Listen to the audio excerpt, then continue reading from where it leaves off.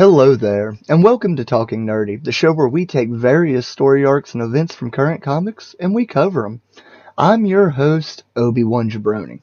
Now, today's story, we are going to be covering King Spawn numbers 1 through 4, written by Sean Lewis, with art by Javi Fernandez and colors by FCO Placentia.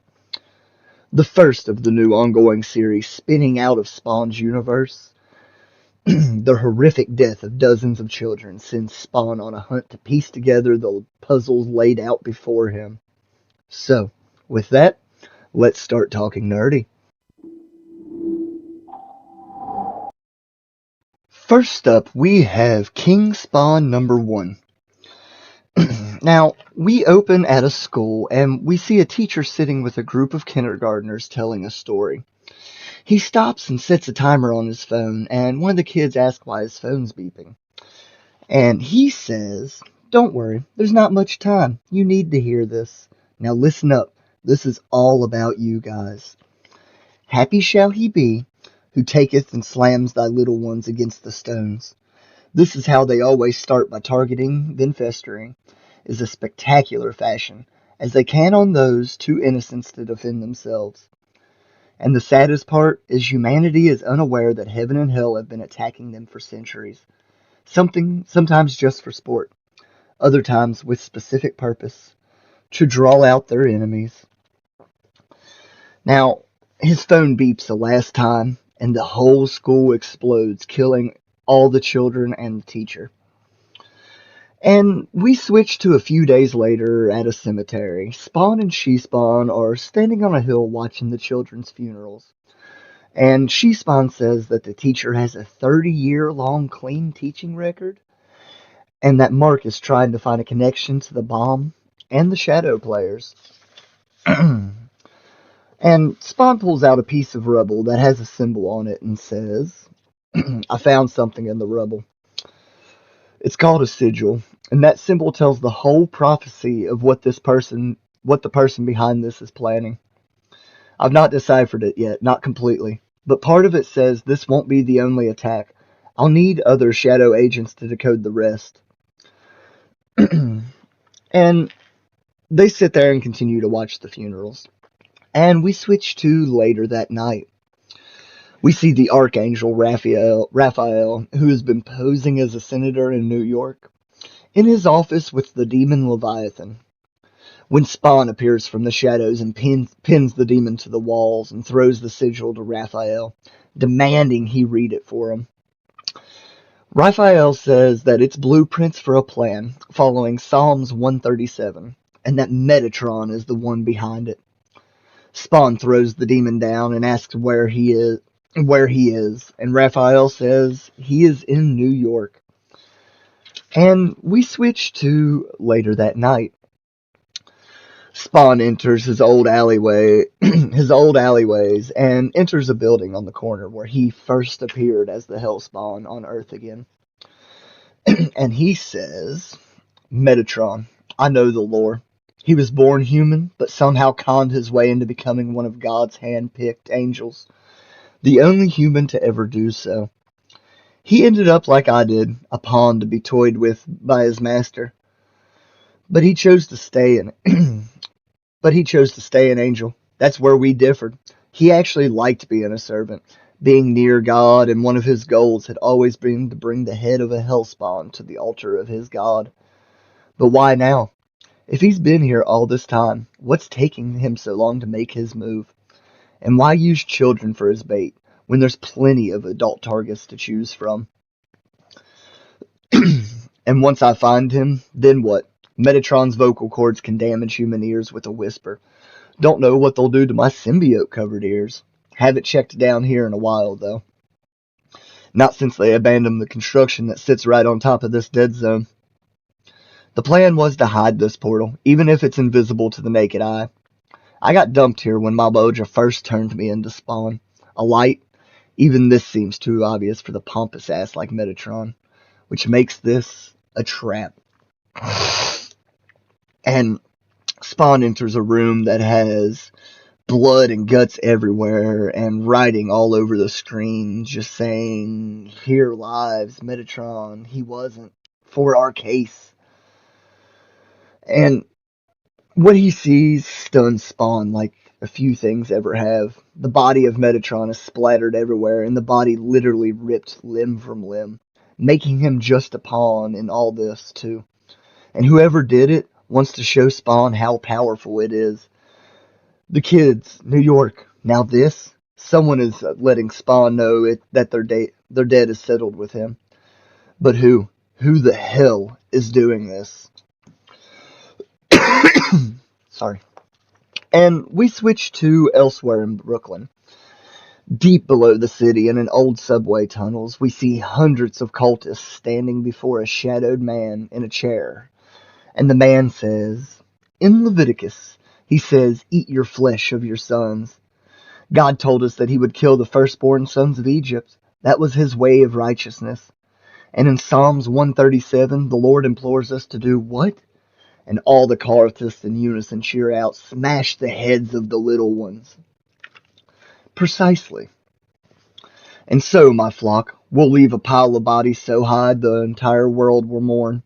That's when he'll come, when our King will reveal himself, and we shall deliver him all the glory and all the punishment he so richly deserves. All hail King Spawn.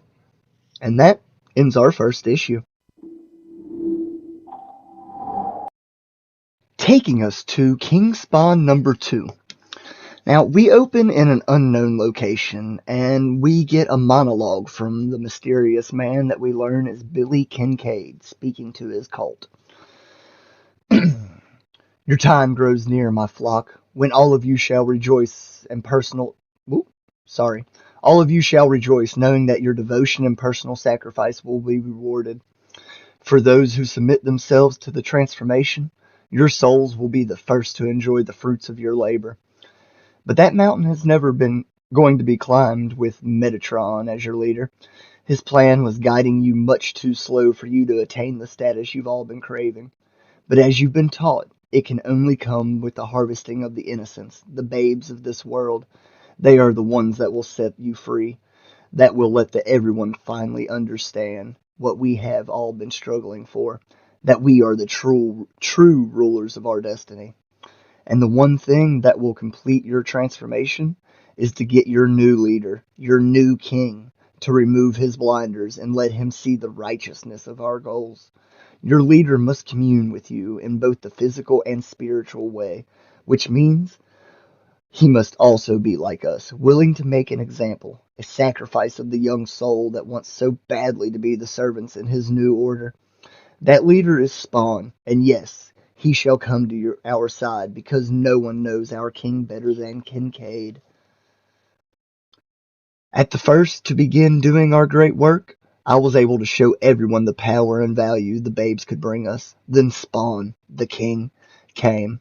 He tried to embarrass me, serving me up like a stuck pig, imprisoning my soul in the deep darkness.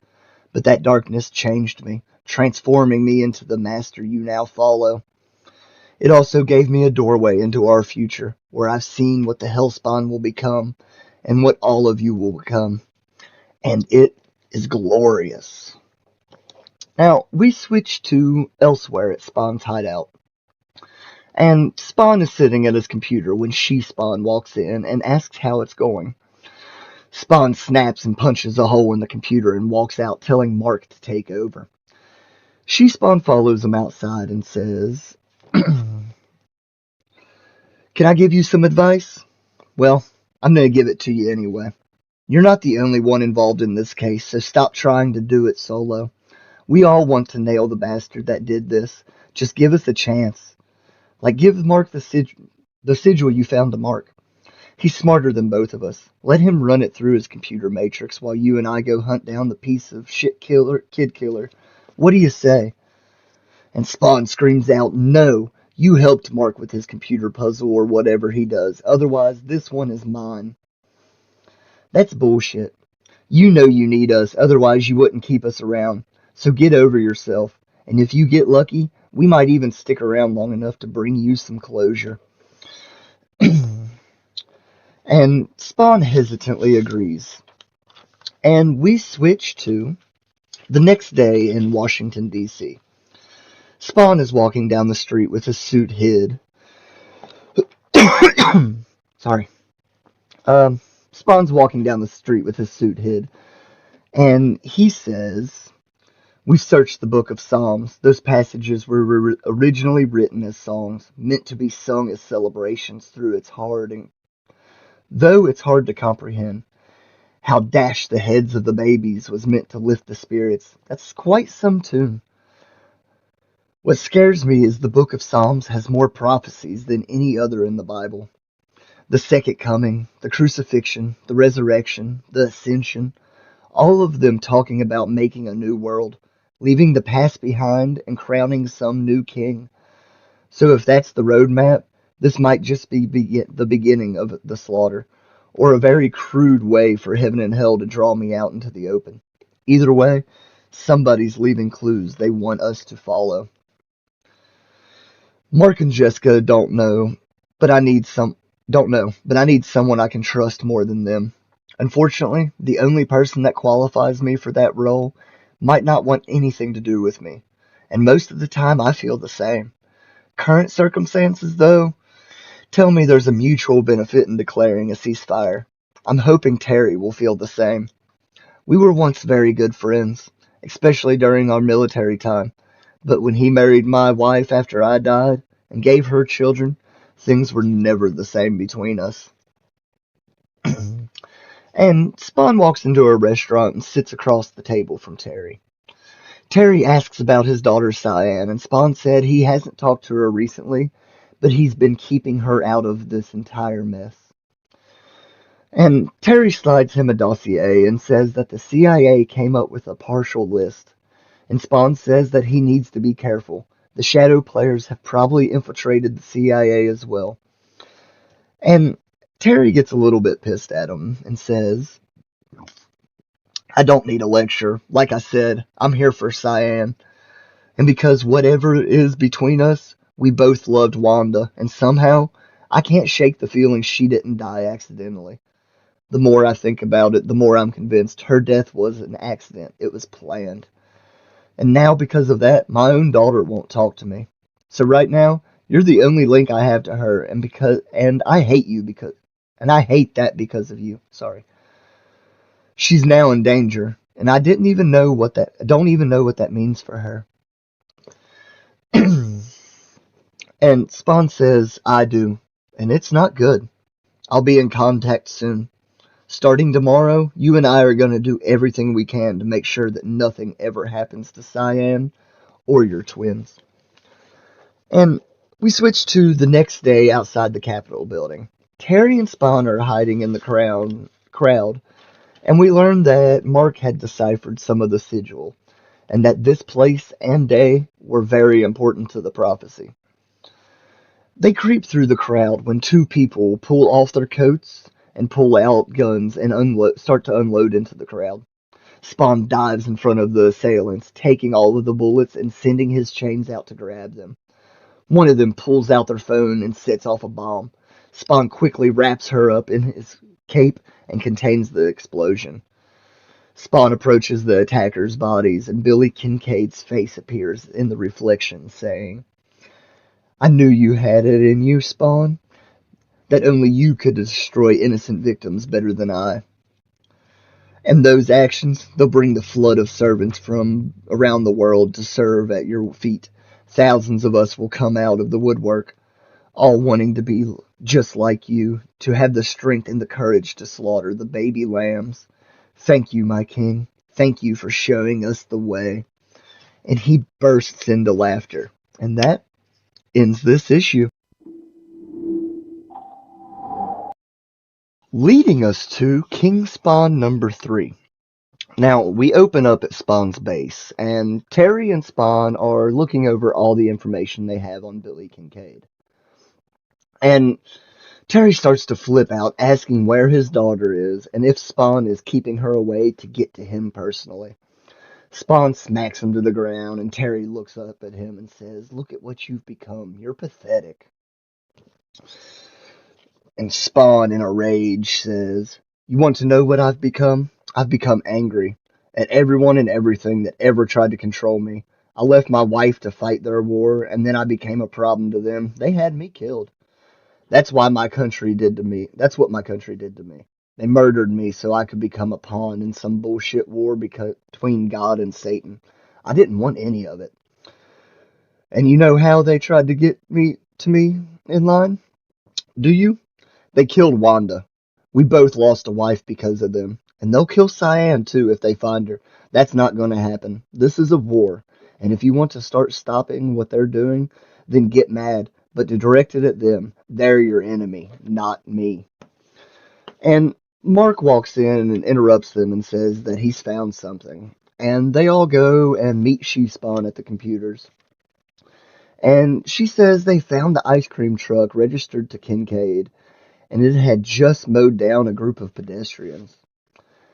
And also that a new hellspawn has appeared in Russia and is causing trouble. Spawn says he'll deal with the Russian spawn later. "Jessica, find Medieval for me. I need you in Uganda, and he's going to Canada. Remember these crazies? They'll go for the kids. Protect them. Kill everything else. I'm going to go kill an old friend. Terry, back in the day, you were good on the radio. I need you to keep us connected and run the show. Think you can do it? Because they won't be returning back here again." "Sure, just like old times." "No, this is bigger than that. They want to enslave everyone, and whoever resists, they'll simply annihilate. That's why your daughter's name was in those dossiers. They're making their hit list, and no one is off limits to them."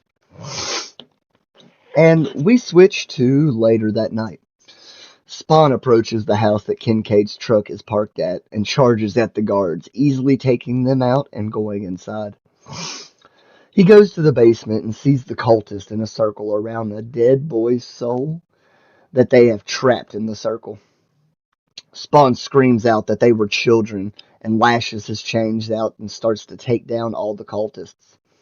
He kills every last one of them, leaving only the boy in the middle holding a crown, and he yells for Kincaid to show himself.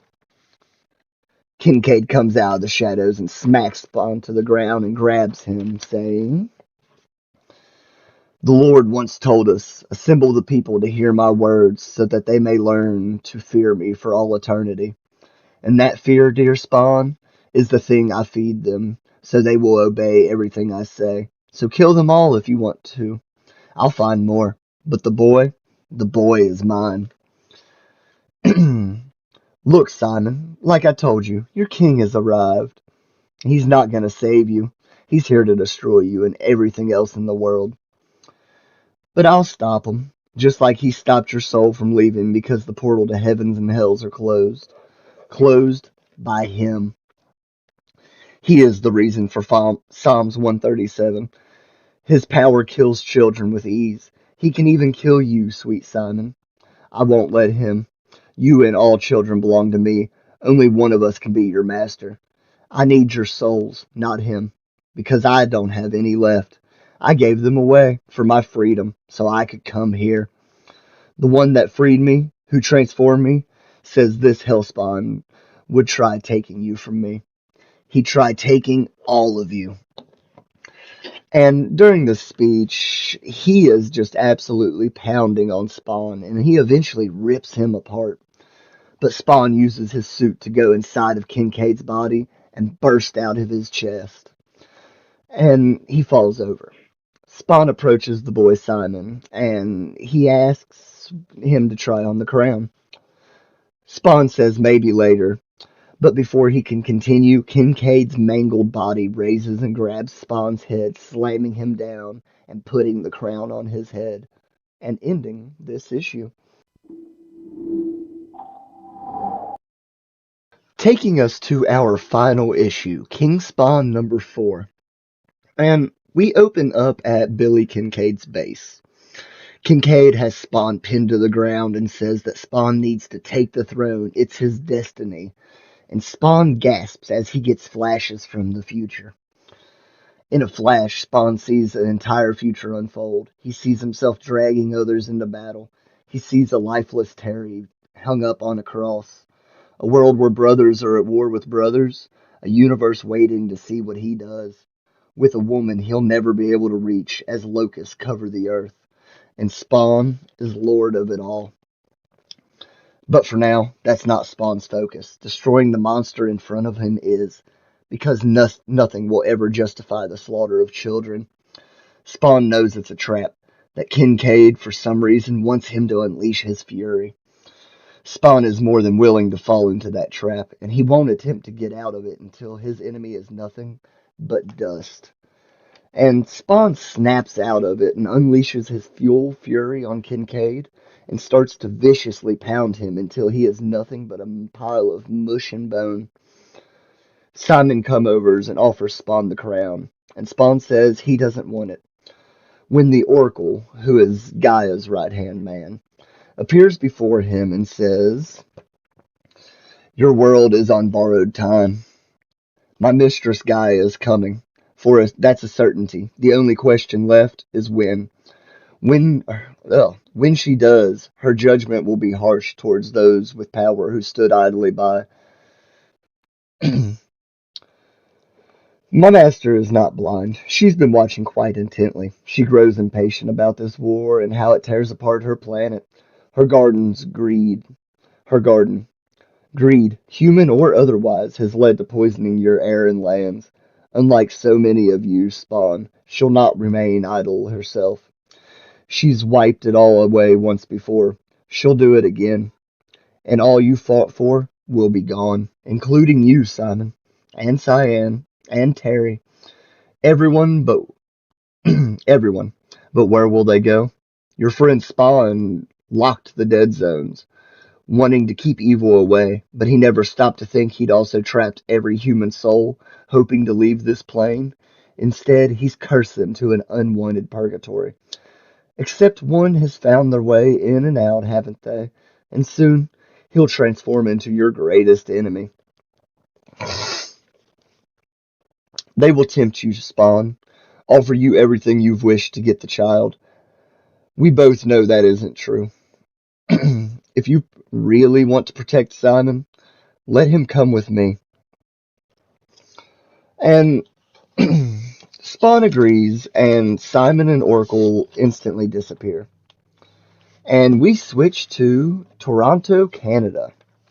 Medieval takes out a group of mercenaries and opens up a white van and calls Terry on comms to tell him that the van is full of surveillance equipment and a picture of the plague spawn from Omega's island. Terry tells him good work and sends him coordinates to help She-Spawn. And we switch to Elsewheres in Uganda.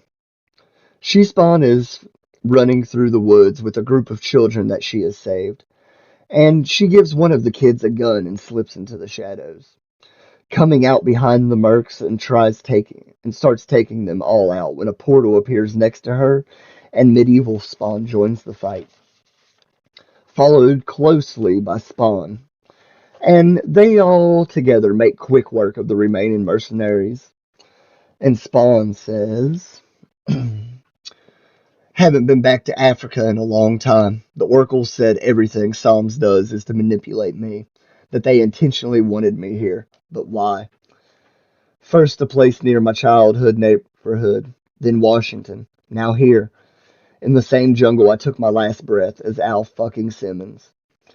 Where they killed me, someone fucking with my past, and they know that this is where I also become Spawn.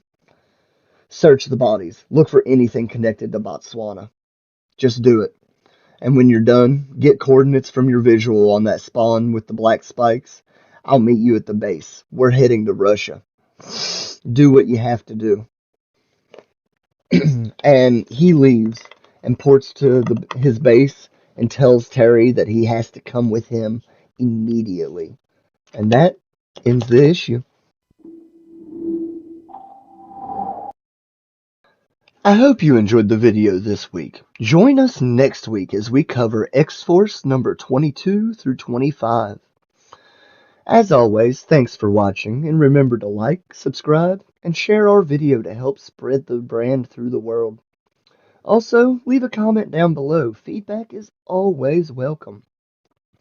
Now, you can also find us on the Jabroni Nerd Network Facebook page. So, until next week, guys, keep talking nerdy.